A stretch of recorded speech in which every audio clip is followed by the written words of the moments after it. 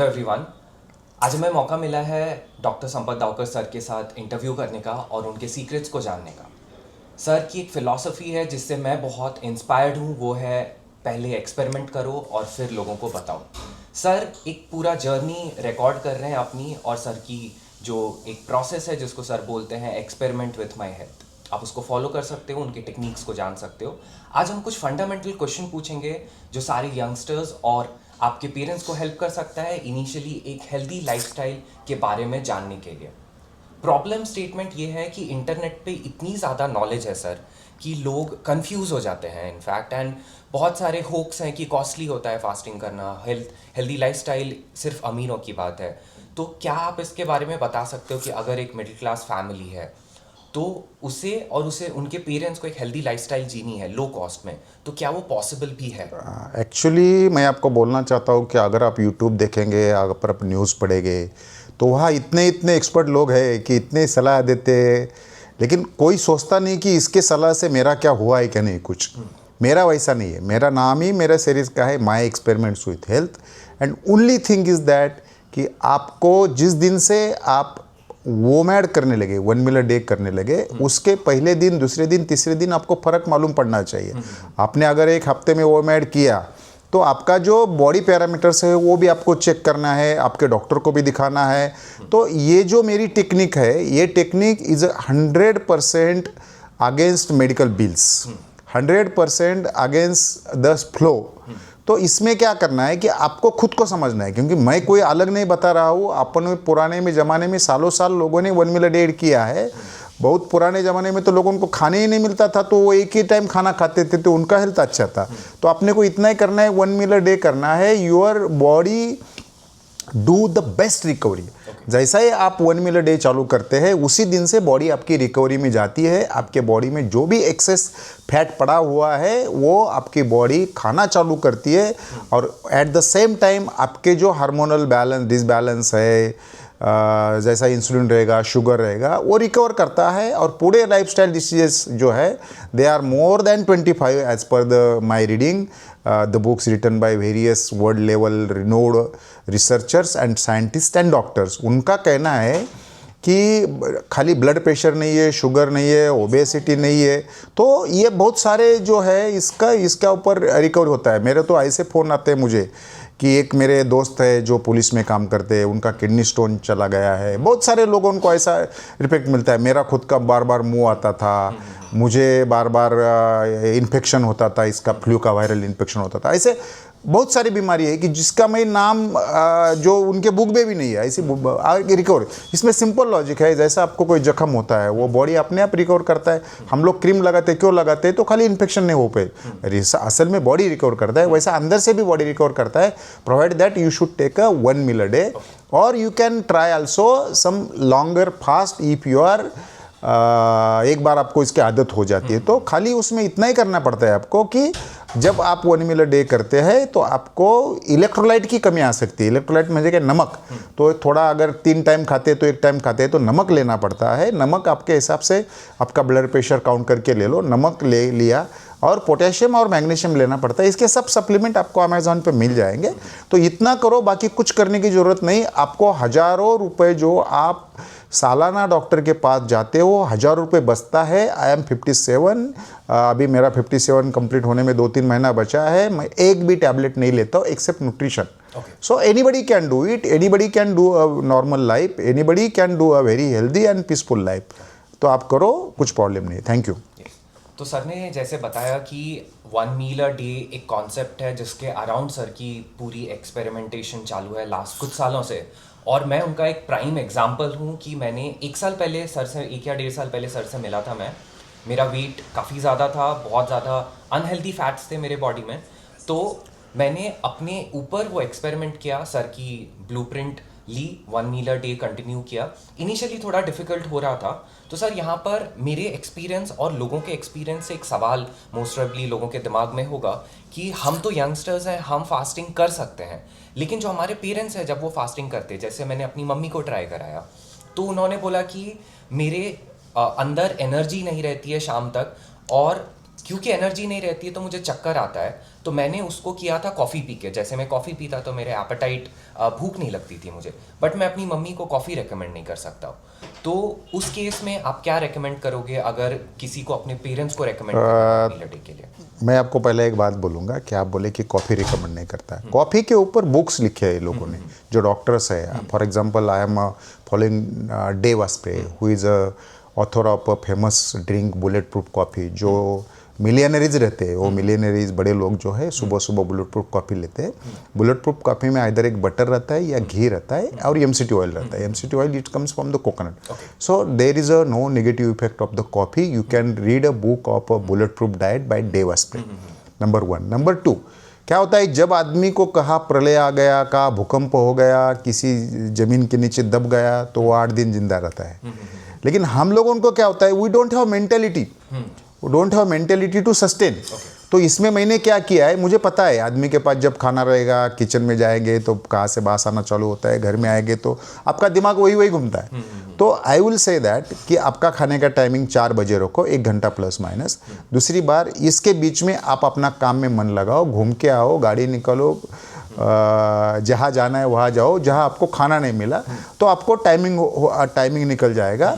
और दूसरी बात, अगर आप 4 बजे खाना खाते हैं तो जब आपको भूख लगती है, जब आप सोचते हैं भूख के लिए, उस बार आप नींद में होते। सुबह जब उठते हैं तो बॉडी का केटोसिस का लेवल जो होता है वो बढ़ा रहता है, तो सुबह भूख नहीं लगती। आप भी ऑब्जर्व किया रहेगा कि सुबह उठने के बाद 1 मील डे वालों को भूख नहीं लगती। लेकिन जो 1 मील डे नहीं करते तो सुबह उठने के बाद उसको तुरंत भूख लगती है, बिकॉज उनका बॉडी का इंसुलिन हाई रहता है। बॉडी का शुगर जो रहता है वो डाउन सिंड्रोम बोलते हैं, आप इंटरनेट पे देखो, वो शुगर भी हाई रहता है, इसलिए भूख लगती है। तो 2 दिन का ये खेल है, 2 दिन या 3 दिन, मेरे जितने भी लोग करते हैं 2 दिन में 3 दिन में ये करते हैं, इसमें बहुत फर्क पड़ता है। I will share that even coach लोगों का कहना है कि हमको हेरिडेटरी डिसीजेस है। हेरिडेटरी डिसीजेस भी 1 मील डे से और अच्छे डाइट से रिवर्स होती है। रिवर्स होती है ना, जब तक आप डाइट करते हैं तब तक रिवर्स होती है। There are number of examples, so you can try it, you can try it. There is nothing difficult, just made up of your mind and you will be successful. So थोड़ा सा मैं background देना चाहता हूँ इस चीज़ को reinforce करने के लिए।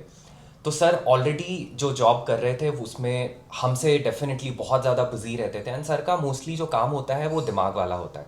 सर ने अपने ऊपर वो एक्सपेरिमेंट किया है और अपने बिजी लाइफ शेड्यूल में भी उस एक्सपेरिमेंट एंड उस पूरे लाइफस्टाइल को मेंटेन किया है। सो अगर आप ये सोच रहे हो कि नहीं आप बिजी हो, तो सर तो मुझे डांटते हैं कि नहीं बिजी बोल के कुछ नहीं होता है। सेम आपके लिए जाता है, बिजी बोल के कुछ नहीं होता है, करना बहुत आसान है।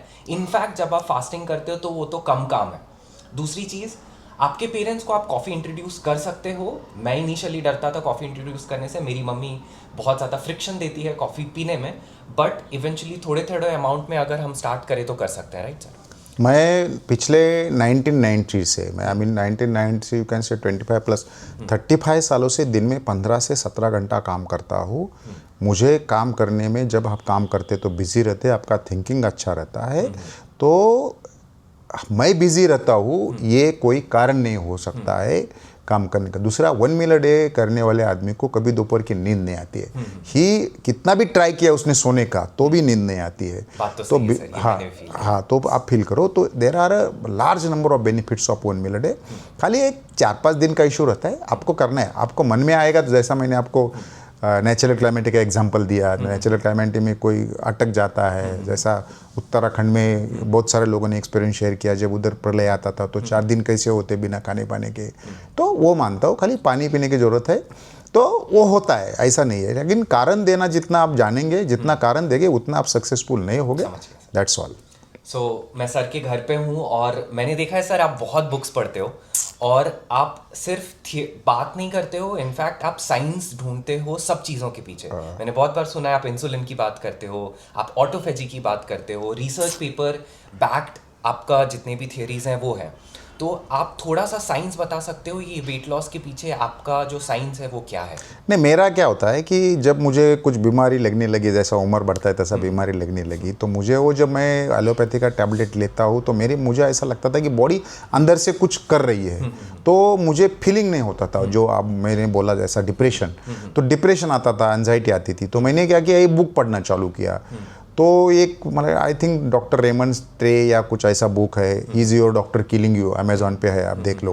वो पहला पुस्तक पढ़ा, तो वो बुक पढ़ने में मुझे ऐसा, he has more emphasis on the nutrition, so supplement. तो जब मैंने सप्लीमेंट चालू किया तो मुझे ऐसा समझ में आया कि वो सप्लीमेंट मेरे ऊपर काम ही नहीं कर रही, क्योंकि मेरा बॉडी इतना पोल्यूटेड है।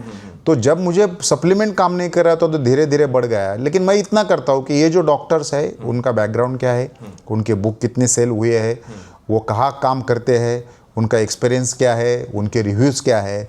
और जब मुझे लगा कि ये बोल रहा है कि ये टैबलेट ले लो, वो टैबलेट ले लो, उसका बुक मैं डिस्क्लोज कर देता हूँ। तो उसका बुक मैं साइड पे रख देता हूँ, उसमें से बाकी भी कुछ मिलता है तो पढ़ता हूँ। लेकिन विदाउट मेडिसिन जो है, मैंने एलोपैथी ट्राई किया, मैंने नेचुरोपैथी ट्राई किया है, वो मैंने आयुर्वेदिक ट्राई किया हो, लेकिन सब छोड़ के मैं अभी ओमेड पे हूँ। So I am doing this experience since 2005।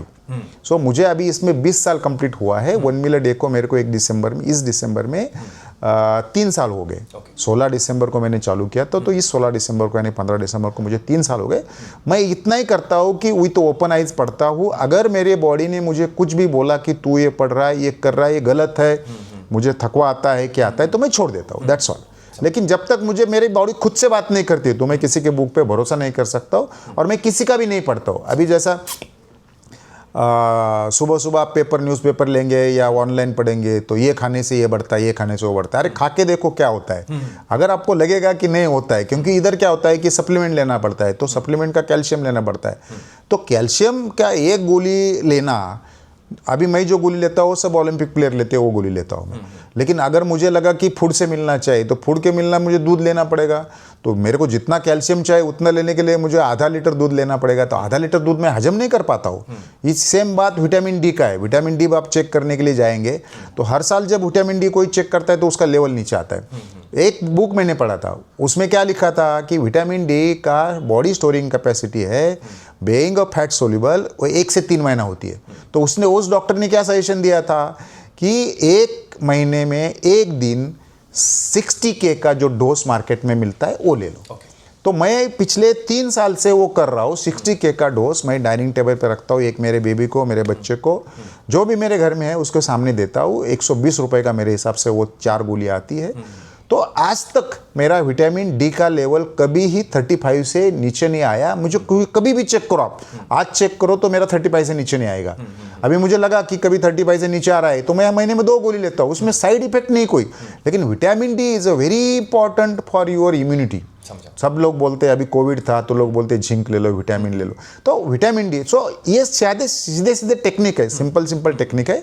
या आई हैव ऑब्जर्व एक्सपीरियंस। मैंने एक पानी का वीडियो डाला था, तो पानी का वीडियो में क्या था कि पानी का वीडियो में ऐसा होता कि पानी कितना पीना है, तो हर एक उठता है बोलता है ज़्यादा पानी पियो, हर एक उठता है बोलता है ज़्यादा पानी पियो। एक बुक पढ़ा था मैंने, उसमें क्या लिखा था कि ज़्यादा पानी नहीं पीना चाहिए। अभी मेरा वो वीडियो 1.5 मिलियन क्रॉस हो गया है, एक इंस्टाग्राम पे डाला है। तो उसमें क्या लिखा है कि उसमें वो सिंपल बोलता है कि अगर आपने पानी पिया तो आपका यूरिन स्लाइटली येलो होना चाहिए। अगर आपका यूरिन वाइट आता है, इसका मतलब आप ऊपर से डालते हो, नीचे से निकल जाता है, इसका मतलब पानी ज़्यादा होता है। नेचुरली योर बॉडी है, कहाँ ना कहाँ तो फिल्टर करना पड़ता है। तो आपका घर का भी एक्वागार्ड का फिल्टर भी बदलना पड़ता है थोड़े दिन के बाद। तो ये तो योर बॉडी है। और उसमें और एक बोला है, बहुत इंटरेस्टिंग है। और एक बोला, आपका यूरिन अगर डार्क येलो आता है तो आप देखो, सुबह से निकलो घर से, पानी मत पियो, शाम को यूरिन करो, आपका यूरिन डार्क आएगा। वो दिखता है, उसमें किसी के बोलने की जरूरत नहीं है, किसी डॉक्टर की जरूरत नहीं है। आप ज़्यादा पानी पी लो, 2-3 लीटर पानी पी लो, जाओ यूरिन को, आपका यूरिन सफ़ेद आएगा। आप नॉर्मल पानी पियो, आपके हिसाब से पानी पियो, आपका यूरिन स्लाइटली येलो आएगा। लेकिन उसमें एक ऑप्शन है, अगर आपने विटामिन बी कॉम्प्लेक्स का टैबलेट खाया तो वो बोलता है फ्लोरोसेंट येलो, फ्लोरोसेंट दिखता है। सो ये बॉडी आपके साथ बात करना चाहिए। बॉडी अगर आपके साथ बात नहीं करती तो आप जो करते हैं वो कोई फायदा नहीं है। कौन भी आप